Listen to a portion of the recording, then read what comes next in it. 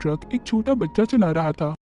ये नक्शा स्लम्बरलैंड का है। अगर तुम्हें कुछ भी हो गया तो इसकी जिम्मेदार तुम खुद होगी। हमें एक छोटी बच्ची नीमो को दिखाया जाता है जो अपने डैड के साथ एक छोटी सी आइलैंड पर लाइट हाउस में रहा करती थी। उनका घर एक लाइट हाउस था। नीमो इस जगह को बहुत पसंद करती थी। एक दिन नीमो के डैड उसे कहते हैं कि अगर तुम मेरे एक सवाल का सही जवाब दो तो मैं तुम्हें इस लाइट हाउस की चाबियां दे दूंगा। उसके डैड उससे पूछते हैं कि लाइट हाउस क्यों बनाया जाता है। तब नीमो जवाब देती है कि शिप्स की डायरेक्शन पता करने के लिए, उनको सही रास्ता बताने के लिए और मुसीबत में उनकी मदद हो सके। नीमो के डैड कहते हैं कि बेटा अभी ये सही जवाब नहीं है। जिस दिन तुम मुझे सही से इस बात का जवाब दोगी यहाँ की चाबियां मैं तुम्हें दे दूंगा। रात को डैड उसे कहानी सुनाते हैं कि एक दिन मैं और मेरा दोस्त समंदर में चमकीले मोती ढूंढने गए थे, पर तूफान में कहीं पर मेरा दोस्त गुम हो गया। फिर मुझे नहीं पता कि वो कहाँ गया। नीमो अपने डैड की कहानी को बहुत ही गौर से सुन रही थी। तभी उसके डैड को मैसेज मिलता है कि समंदर में तूफान आ गया है, इसीलिए उन्हें अभी काम पर आना होगा। नीमो के डैड अपने काम पर निकल जाते हैं। आधी रात को जब नीमो सो रही थी तो उसकी आंख खुल जाती है क्योंकि उनका छोटा सा आइलैंड सुनामी तूफान की लपेट में आ गया था और लाइट हाउस में भी पानी आ चुका था। नीमो उस पानी में डूब जाती है। वो अपने डैड को देखती है। जब ये उनकी तरफ जाने लगती है तभी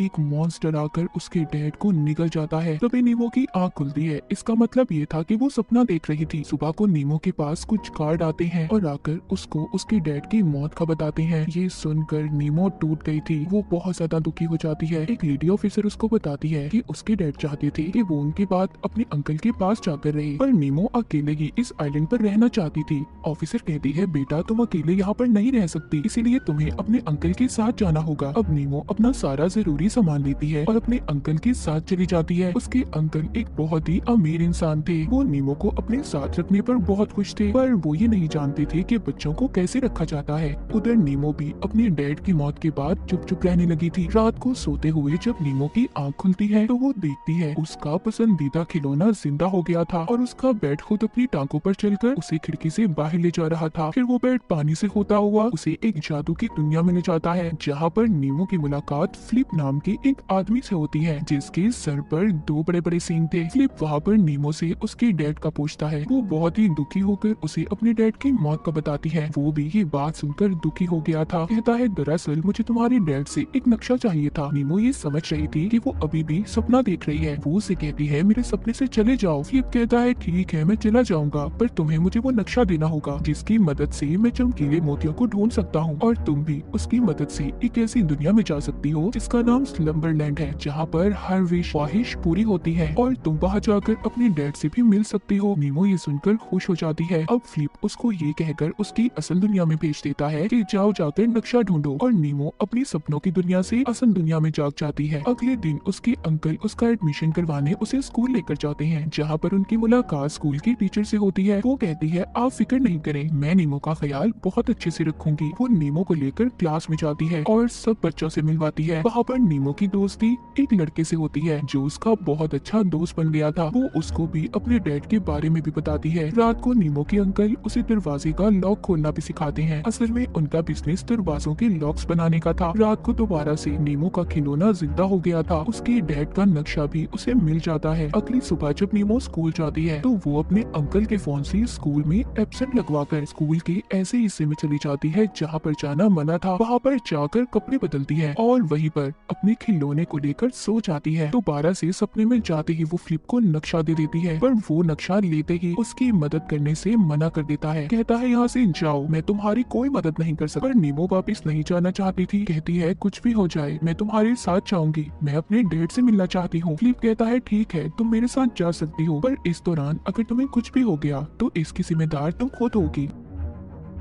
वो बताता है कि ये नक्शा स्लम्बरलैंड का है। मैंने इसको एक पुलिस ऑफिसर से चुराया था और आज तक वो ऑफिसर मेरे पीछे है। वो नीमो को जादुई दुनिया के बारे में भी बताता है जहाँ पर चमकीले मोती हैं। अब ये दोनों उस जादू की दुनिया में पहुँच गए थे जहाँ पर फ्लिप पहुँचकर उसको जादुई दुनिया के कुछ असूल बताता है। कहता है कि यहाँ पर उसे किसी के सपनों से छेड़छाड़ नहीं करनी और ना ही किसी की आंखों को देखना है। अगर यहाँ की पुलिस ने तुम्हें पकड़ लिया तो वो तुम्हें हमेशा के लिए कैद कर देंगे। वो दोनों अब ऐसी जगह पर जाते हैं जहाँ पर पत्तों से से बने हुए इंसान थे। वहाँ पर डांस पार्टी चल रही थी। वहाँ एक और लड़की जो बहुत ही मजे से डांस कर रही थी, वो लड़की भी अपने सपनों में थी, क्योंकि ये सपनों की दुनिया थी और हर कोई यहाँ पर अपने सपनों के मजे ले रहा था। वहीं पर वो पुलिस ऑफिसर भी आ जाती है, जो अब तक फ्लिप के पीछे पड़ी थी, जिसके बारे में उसने नीमो को भी बताया था। इससे पहले वो फ्लिप को गिरफ्तार करती, वहाँ पर वो ही मॉन्स्टर आ जाता है जिसको नीमो ने अपने सपने में देखा था। लेकिन किसी तरह फ्लिप उसे बचा लेता है। वो बचाकर नीमो को एक दूसरी जगह पर ले आया था और कहता है, ये सब तुम्हारी वजह से हुआ है, तुम्हारे सपने की वजह से वो मॉन्स्टर यहाँ पर आया है। तभी नीमो को कुछ होने लगता है और वो सपनों की दुनिया से गायब होकर असल दुनिया में आ जाती है। उसकी नींद से आँख खुल गई थी। उसके अंकल अब उसे स्कूल से लेने आते हैं। उसको साथ ले जाकर वो उसे एक बोट कश्ती तोहफे में देते हैं, पर वो कहती है, मुझे ये नहीं चाहिए, आप इसको अपने पास ही रखें। वो लेने से इनकार कर देती है। रात को उसके अंकल उसे समझाते हैं कि तुम्हारे डैड के जाने से तुम्हारी जिंदगी खत्म नहीं हुई, तुम्हें तो अभी अपनी जिंदगी को और जीना है। पर नीमो अपने डैड की मौत के सदमे से अभी भी बाहर नहीं आई थी। वो जब सोने जाती है तो उसे नींद भी नहीं आती। उसके अंकल उसके पास आते हैं और उसको कहानी सुनाते हैं। कहानी सुनते ही नीमो सो गई थी और फिर से वो अपने सपनों की दुनिया में चली जाती है, जहाँ पर फ्लिप उससे अब उसके डैड का नक्शा ले लेता है और कहता है, अब तुम जाओ यहाँ से अपने घर। नीमो कहती है, मैं यहाँ से नहीं जाऊंगी, मेरा कोई घर नहीं है, मुझे तो बस अपने डैड से मिलना है। फ्लिप कहता है, तुम अभी डरी हुई हो, बुरे सपने तुम्हारा पीछा कर रहे हैं। लेकिन नीमो अपना सफर जारी रखना चाहती थी। वो फ्लिप से पूछती है, तुम असल दुनिया में क्या हो? जिस पर वो बोलता है, मैं नहीं जानता मैं कौन हूँ और असल दुनिया में मैं अब तक जागा भी नहीं हूँ। अब ये यहाँ से आगे जाने के लिए एक ट्रक में चढ़ते हैं, क्योंकि फिर से वो पुलिस ऑफिसर इनका पीछा कर रही थी। ये ट्रक की आगे वाली सीट पर बैठ जाते हैं। तभी ये देखते हैं कि वो ट्रक एक छोटा बच्चा चला रहा था। वो ट्रक उस बच्चे से नहीं संभलता। ये सभी पानी में गिर गए थे। ये लोग ऑफिसर से तो बच जाते हैं, पर अब ये डूब रहे थे। ये किसी तरह खुद को बचाते हैं और एक बाथरूम के रास्ते से बच निकलते हैं। फ्लिप और नीमो को इस एडवेंचर में बहुत ही मजा आ रहा था, पर पुलिस ऑफिसर यहाँ पर भी पहुँच गई थी। वो एक गन से दोनों को शूट करती है, जिससे वो मरते तो नहीं पर फंस जाते हैं। वो दोनों अब आहिस्ता आहिस्ता चल रहे थे। पुलिस ऑफिसर फ्लिप से कहती है, मेरी उम्र 116 हो चुकी है, मुझे तो अब रिटायर भी हो जाना चाहिए, लेकिन तुम्हारी वजह से मैं इस सपनों की दुनिया में फंस चुकी हूँ। वो उससे नक्शा मांगती है जो फ्लिप के पास नहीं था। वो पुलिस ऑफिसर उससे कहती है, ये सब तुम इसलिए कर रहे हो क्योंकि असल दुनिया में तुम्हारी कोई परवाह नहीं करता, इसीलिए तुम नींद से नहीं उठते। वो अब दोनों को जेल में बंद कर देती है। ऑफिसर के जाने के बाद फ्लिप नीमो से कहता है कि ये सच बोल रही है, पर अब मैं भी जागना चाहता हूँ, पर मैं ये भूल गया हूँ कि मैं कौन हूँ। लेकिन क्या पता शायद स्लम्बरलैंड जाकर मुझे सब याद आ जाए। इसके बाद पुलिस ऑफिसर दोबारा से जेल में आती है और नीमो को अपने साथ ले जाती है। कहती है, तुम्हारे पास दो रास्ते हैं, या तो तुम अपनी दुनिया में वापस चली जाओ या फिर हमेशा के लिए फ्लिप के साथ जेल में कैद रहो। जिस पर नीमो से कहती है, मुझे तो बस अपने डैड से मिलना है। पुलिस ऑफिसर कहती है, तुम्हें अब आगे बढ़ना होगा, तुम्हें अपनी असल दुनिया में जागना होगा, वरना ये बुरे सपने तुम्हारा पीछा करते रहेंगे। और जिसके बाद नीमो असल दुनिया में जाग जाती है। वो अपने अंकल के पास जाती है और रोकर कहती है, मुझे अपने डैड की याद आ रही है। तो उसके अंकल उसे एक वीडियो दिखाते हैं। नीमो देखती है उसके अंकल ने उस वीडियो में बिल्कुल सपनों के फ्लिप जैसे कपड़े पहने हुए हैं। उसके अंकल उसे बताते हैं, मैं बचपन में बहुत शर्मीला था, जब मैं और तुम्हारी डैड दोनों खेला करते थे तो मैं किसी तरह के भी कपड़े पहन लिया करता था। तुम्हारे डैड की जिंदगी में तुम्हारी मॉम आई तो वो दुनिया घूमने निकल गई और मैं बस अकेला रह गया, बिल्कुल अकेला। वो कहते हुए बहुत ज्यादा उदास हो गई थी। नीमो उनसे कहती है, मेरे डैड हमेशा रात को मुझे आपकी कहानी सुनाया करते थे। अगली सुबह ये जब स्कूल जाती है तो स्कूल की उसी जगह पर जाकर नीमो सो जाती है और फिर दोबारा से अपने सपनों की दुनिया में उठती है। ये अब अपने अंकल की दी हुई चाबी से फ्लिप के जेल का ताला खोलती है और उसे अपने साथ बाहर ले आती है। जब भी उसे यहाँ से लेकर जा रही थी तो पुलिस ऑफिसर इनको फिर से देख लेती है, पर इस बार नीमो उसकी गन से उसी को टाइम लूप में फंसा देती है। फ्लिप उसके साथ तस्वीर भी बनवाता है, जिसके बाद ये लोग बर्फीली जगह पर आ गए थे। पर यहाँ पर भी ऑफिसर पहुँच जाती है जो इनको पकड़ना चाहती थी। वो अब तक इनका पीछा कर रही थी। ये उससे बचने के लिए ऊंचाई से छलांग लगाते हैं और बड़े बड़े परिंदों पर बैठकर एक छोटे से घर में पहुंच गए थे, जहां जाकर ये दोनों लाइट हाउस में पहुंच जाते हैं। वहां पर पहुंचकर नीमो से कहती है,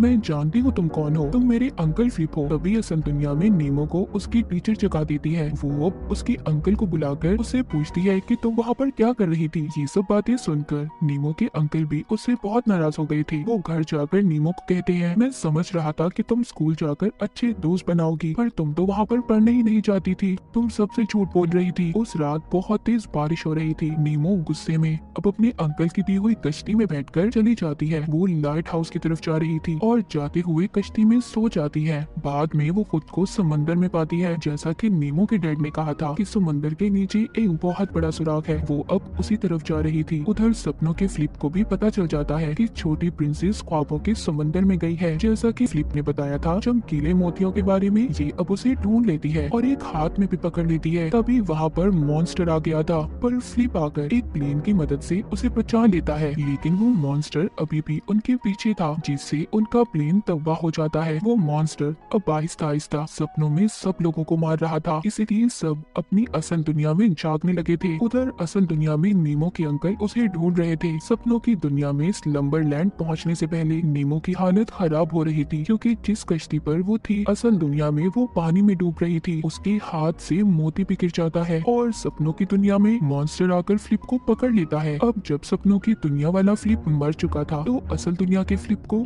न जाने क्या हुआ था। वो नीमो को बचाने पानी में कूद जाता है। उधर सपनों की दुनिया में जब मॉन्स्टर गायब हो गया था, तो ऑफिसर नीमो के पास आती है। वो उसके हाथ में मोती देखती है और कहती है कि तुम्हें जो सपने कोई भी देखने का कहता है, तुम बस वही देख लेती हो, जिसके पीछे कोई सच्चाई नहीं है। तभी नीमो खुद को लाइट हाउस के पास पाती है, जहाँ पर अपने डैड को देखती है। ये जल्दी से भागकर अपने डैड के पास जाती है। ये लाइट हाउस की ऊंचाई पर जाकर खूब मजे करते हैं। वहीं पर असल दुनिया में नीमो के अंकल फ्लिप उसे होश में लाने की कोशिश कर रहे थे। सपनों की दुनिया में नीमो के डैड उसे समझाते हैं कि तुमने अकेले ही सफर को पूरा किया है और आगे भी तुमने अकेले ही सफर को तय करना है। असल दुनिया तुम्हारा इंतजार कर रही है मेरी जान, तुम किसी भी कीमत पर उसे नहीं छोड़ोगी, तुम्हें वापस जाना ही होगा। तभी हकीकत में असल दुनिया में नीमो को होश आ जाता है। उसके अंकल उसे गले लगा लेते हैं और कहते हैं अब दोबारा मैं तुम्हें अकेले नहीं छोड़ूंगा। अगले दिन हम नीमो को देखते हैं, जिसने स्कूल में अपने बहुत से दोस्त बना लिए थे। ये कहानी यहीं पर खत्म हो जाती है।